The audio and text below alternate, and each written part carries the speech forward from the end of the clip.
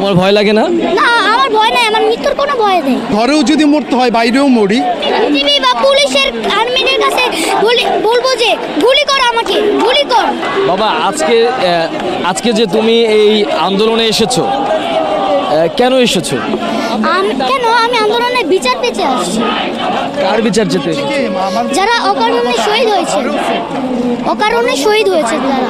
এখন তুমি কি চাও? এখন আমি চাই প্রতিবাদ।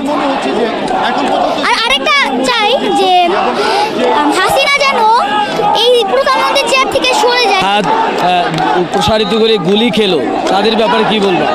তাদের ব্যাপারে বলবো যে দোয়া করি যারা যেন জান্নাতবাসী হন।